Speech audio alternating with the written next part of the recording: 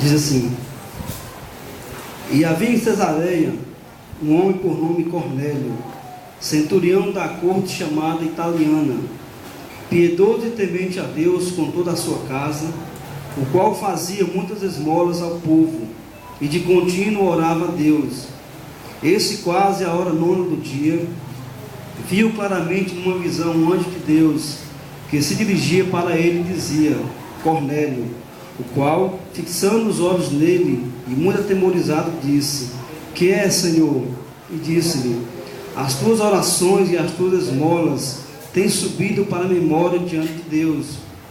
Agora, pois, envia homens a Jope e manda chamar a Simão, que tem por sobrenome Pedro. Este está com um certo Simão curtidor, que tem a sua casa junto do mar. Ele te dirá tudo o que deves fazer. E retirando-se o anjo que lhe falava, chamou 2 de seus criados e a um piedoso soldado que estava ao seu serviço. E havendo-lhe contado tudo, os enviou a Jope. E no dia seguinte, indo ele o seu caminho, e estando já perto da cidade, subiu Pedro ao terraço para orar, quase a hora sexta. E tendo fome, quis comer, e enquanto o preparavam, sobreveio um arrebatamento de sentidos. E viu o céu aberto, que descia um vaso, como se fosse um grande lençol atado pelas 4 pontas e vindo para a terra, no qual havia de todos os animais quadrúpedes e répteis da terra e aves do céu. E foi-lhe dirigida uma voz: Levanta-te, Pedro, mata e come.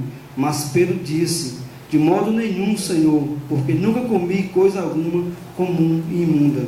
E segunda vez lhe disse a voz: Não faças tu comum ao que Deus purificou. E aconteceu isso por 3 vezes, e o vaso tornou a recolher-se ao céu.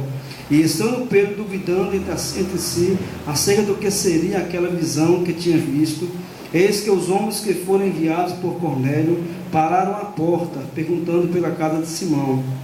E chamando, perguntaram se Simão, que tinha por sobrenome Pedro, morava ali. E pensando Pedro naquela visão, disse-lhe o Espírito: Eis que 3 homens te buscam. Levanta-te, pois, desce e vai com eles, não duvidando, porque eu os enviei.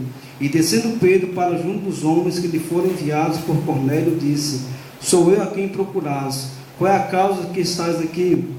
E eles disseram: Cornélio, o centurião, homem justo e temente a Deus, que tem bom testemunho de toda a nação dos judeus, foi avisado por um santo anjo para que te chamasse a sua casa e ouviste as suas palavras. Versículo 33. Envia, pois, homem a Jope e manda chamar Simão, que tem por sobrenome Pedro. Este está em casa de Simão, o curtidor, junto do mar, e ele vindo te falará. E logo mandei chamar-te, bem fizeste em vir. Agora, pois, estamos todos presentes diante de Deus, para ouvir tudo quanto Deus tem te mandado. E abrindo Pedro a boca, disse: Reconheço por verdade que Deus não faz acepção de pessoas, mas que lhe é agradável aquele que em qualquer nação o teme e faz o que é justo. A palavra que ele enviou aos filhos de Israel, anunciando a paz por Jesus Cristo, este é o Senhor de todos. Essa palavra, vós bem sabeis, veio por toda a Judeia, começando pela Galileia, depois do batismo que João pregou. Como Deus ungiu a Jesus de Nazaré com o Espírito Santo e com virtude, o qual andou fazendo bem, curando a todos os oprimidos do diabo, porque Deus era com ele. E nós somos testemunhas de todas as coisas que fez, tanto na terra da Judéia como em Jerusalém, a qual mataram pendurando no madeiro. A este ressuscitou Deus ao 3º dia e fez com que se manifestasse, não a todo o povo, mas as testemunhas que Deus antes ordenara, a nós que comemos e bebemos juntamente com ele, depois que ressuscitou dentre os mortos. E nos mandou pregar ao povo e testificar que ele é o que por Deus foi constituído juiz dos vivos e dos mortos. A este dão testemunho todos os profetas, e que todos que nele creem receberão o perdão dos pecados pelo seu nome. E dizendo Pedro ainda essas palavras, caiu o Espírito Santo sobre todos que ouviram a palavra. E os fiéis que eram da circuncisão, todos quantos tinham vindo com Pedro, maravilharam-se de que o dom do Espírito Santo derramasse também sobre os gentios, porque os ouvia falar línguas e magnificar a Deus. Respondeu então Pedro: Pode alguém porventura recusar a água para que não sejam batizados estes, que também receberam como nós o Espírito Santo? e mandou que fossem batizados em nome do Senhor. Então rogaram que ficasse com ele por alguns dias. Poderia citar. O livro de Atos, ele é constituído de fatos reais que ocorreram no decorrer da igreja primitiva. Todo fato que você percebe no livro de Atos, que Lucas escreveu, são fatos que ocorreram, que aconteceram, que foram verídicos. É o livro histórico do Novo Testamento. Então, tudo que foi escrito no livro de Atos faz parte da história da igreja, aquilo que a igreja pôde experimentar, que a igreja pôde passar no decorrer da sua caminhada, quando Jesus subiu ao céu e quando os discípulos deram continuidade ao ministério de Jesus aqui na terra. E no capítulo 10 a gente vê algo interessante sobre a vida de um homem chamado Cornélio, que a Bíblia diz que ele era um homem justo, piedoso e temente a Deus. Era um homem que a sociedade via a vida dele, olhava nele. Era um homem de bom testemunho, um homem que tinha um bom testemunho diante da nação, um homem que todos tinham como um homem assim, íntegro, reto, um homem que amava a Deus. Mas diante de Deus, na visão de Deus, isto não era suficiente para aquele homem adentrar ao céu. Na visão de Deus, na visão que Deus tinha em relação ao ser humano, a mim e a você, e a vida de Cornélio, precisava de algo mais. Porque Cornélio vivia na sua vida, antes de ter esse encontro com Jesus, antes de ter esse encontro com Pedro, quando Pedro vai ali falar a respeito de Jesus, falar a respeito do Messias, Cornélio vivia apenas numa religiosidade. Cornélio era um homem religioso, um homem que praticava a sua religião, um homem que tinha em si o desejo de servir a Deus, de amar a Deus, mas em si era um homem religioso. Um homem que precisava ainda experimentar a graça, o amor de Deus na sua vida, para que a partir desse transformar, a partir dessa graça, ele pudesse experimentar o que Deus tinha de melhor para a vida dele. E percebendo hoje também na igreja de Cristo, a gente percebe uma certa religiosidade no meio dos cristãos.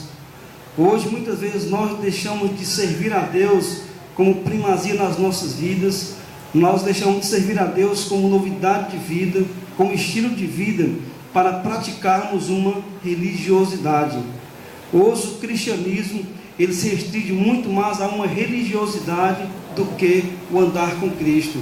Ele se restringe muito mais a ser um praticador de regras, praticador de mandamentos, do que realmente ter uma experiência com a pessoa de Jesus. E aqui no versículo 2 do livro de Atos, capítulo 10, a Bíblia diz assim, que Cornélio, ele era piedoso e temente a Deus com toda a sua casa, o qual fazia muitas esmolas ao povo e de contínuo orava a Deus. Então era um homem piedoso, dava esmolas, ele a sua casa, e de contínuo orava a Deus. Então era um homem que praticava a sua religião, era um homem que praticava a sua fé, era um homem que tinha em si esse desejo de conhecer a Deus, fazia isto porque queria conhecer a Deus, mas não era o suficiente. Quantas vezes nós, como cristãos também, vivemos dessa forma, dessa religiosidade? Temos nosso momento de oração com Deus, temos nosso momento de dar esmolas, de ajudar o próximo, mas dentro de nós, nas nossas vidas, precisa de algo mais. Precisa de algo mais da parte de Deus, para que Deus nos visite, para que Deus faça algo diferente nas nossas vidas, para que Deus realmente venha tomar o nosso ser, para que Deus realmente venha inundar o nosso coração e as nossas vidas, para que a partir desse transformar, a partir desse agir de Deus, a nossa vida venha a ser mudada. E a gente percebe o quanto Deus amava Cornélio, quanto Deus se preocupava com a vida desse homem, a ponto de enviar um anjo para falar com Cornélio. Ele, nesse momento de oração, nesse momento de entrega na presença de Deus, nesse momento que ele tinha de estar ali diante do Senhor, Deus envia um anjo para que ele pudesse fazer algo, para que ele pudesse conhecer a Jesus.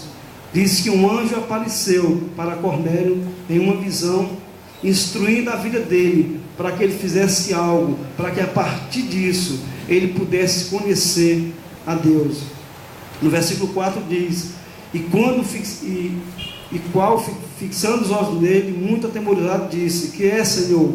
E disse-lhe: as tuas orações e as tuas esmolas têm subido para a memória diante de Deus. Embora Cornélio fosse um homem religioso, um homem que praticava a sua religião, mas Deus queria muito mais da vida dele. Ele envia esse anjo, e esse anjo dá instrução e diz que Deus estava ouvindo as orações dele, que aquilo que Cornélio estava fazendo não era inútil, não era em vão, mas precisava de algo mais. E para que tudo isso acontecesse, Deus manda um anjo a Cornélio e também dá uma visão a Pedro, para que Pedro pudesse ir, juntar-se com o gentio.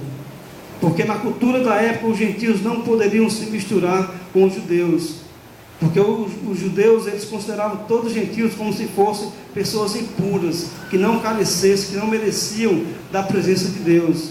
E Deus dera a Pedro uma visão desse lençol descendo com vários animais que os judeus consideravam impuros, e Deus manda que ele matasse e comesse aqueles animais. Então, demonstrando assim que a partir dali, Jesus estava enviando Pedro para os gentios, para que ele não considerasse imundo nenhuma nação, nenhum povo, porque Deus queria salvar a todos, que a salvação não era exclusividade dos judeus, mas sim de toda a raça humana, porque foi essa a promessa que Deus tinha feito a Abraão, que através de Abraão, da descendência dele, seria bendita todas as famílias da terra.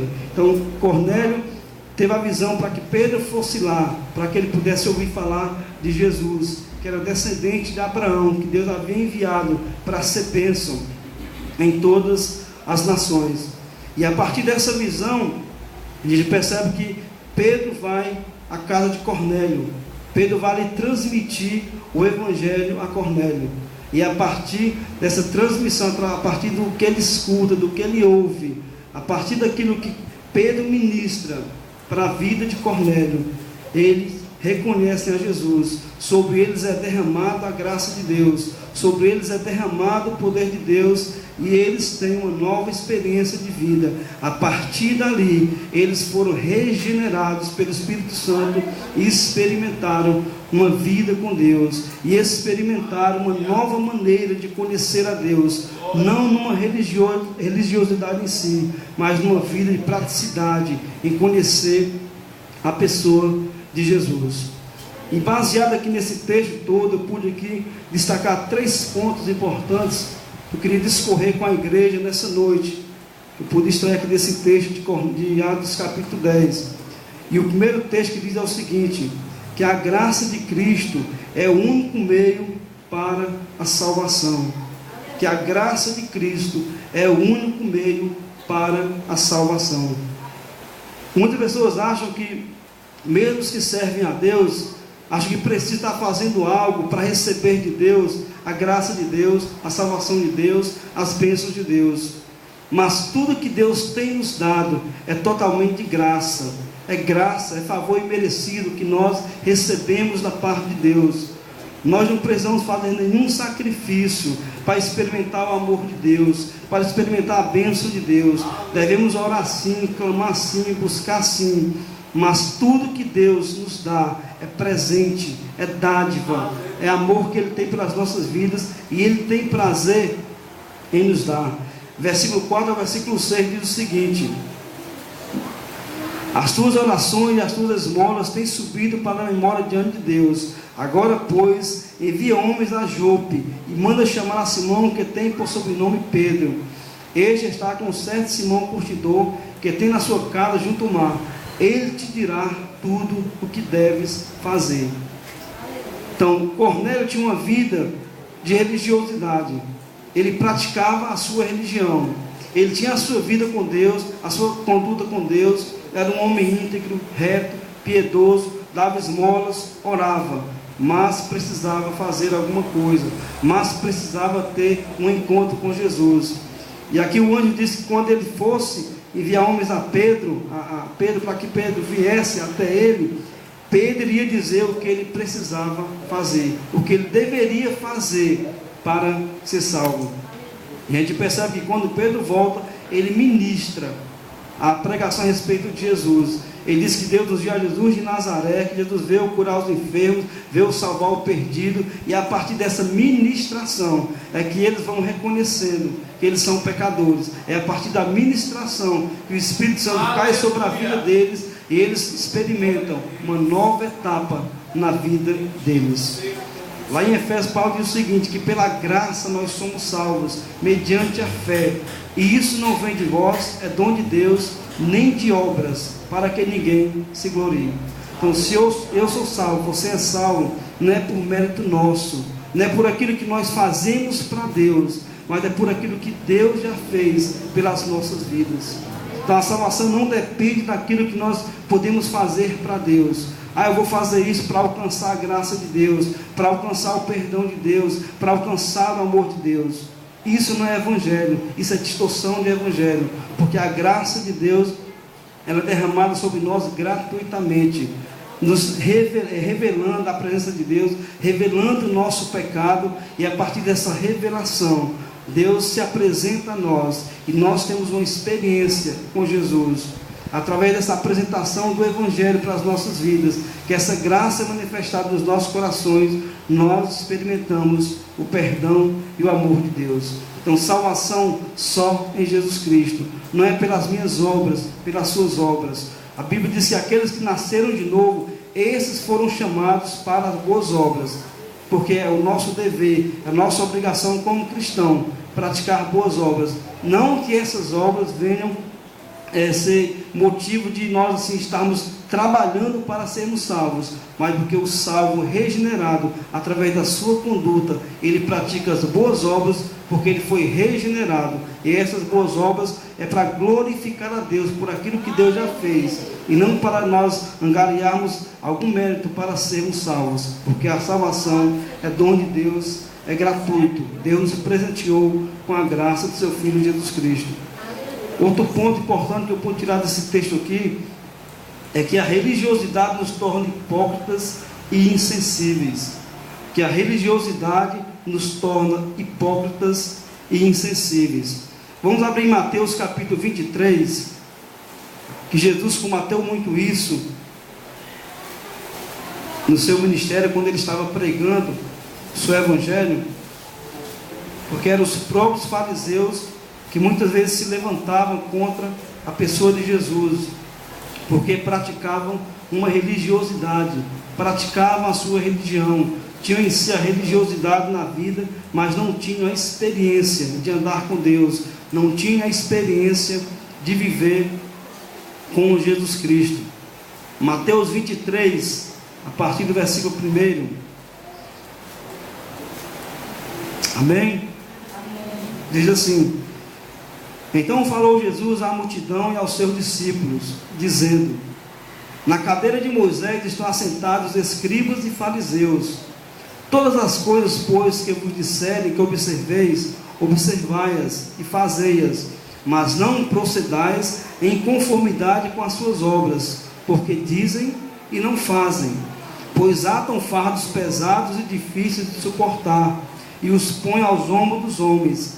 Eles, porém, nem com o dedo querem movê-los, e fazem todas as obras a fim de serem vistos pelos homens, pois trazem largos flactérios e alargam as franjas das suas vestes, e amam os primeiros lugares nas ceias e as primeiras cadeiras nas sinagogas, e as saudações nas praças, e os serem chamados pelos homens Rabi, Rabi.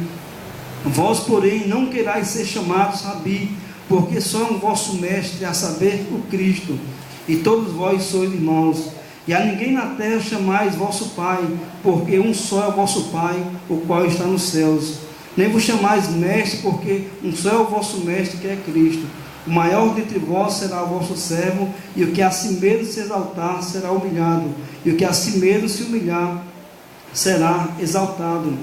Mas ai de vós, escribas e fariseus hipócritas, porque fechais aos homens o reino dos céus, e nem vós entrais, nem deixais entrar aos que estão entrando. Há de vós, escribas e fariseus hipócritas, pois que devorais as casas das viúvas, sob pretexto de prolongadas orações, por isso sofrereis mais rigoroso juízo. Há de vós, escribas e fariseus hipócritas, porque percorreis